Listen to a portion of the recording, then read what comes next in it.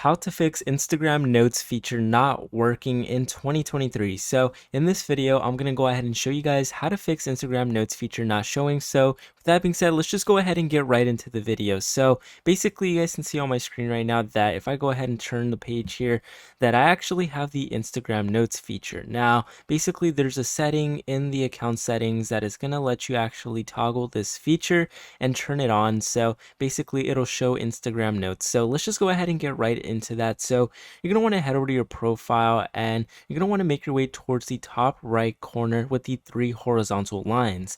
Just go ahead and click on it. From here, click settings.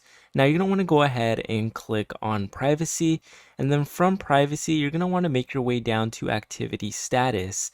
Now make sure you guys go ahead and toggle on show activity status, because that'll actually go ahead and show the Instagram Notes feature for you. So when you actually go ahead and toggle the activity status on, it'll actually let people know and actually give you the Instagram feature with the notes and stuff. So basically that's how you go ahead and see the Instagram Notes feature in 2023.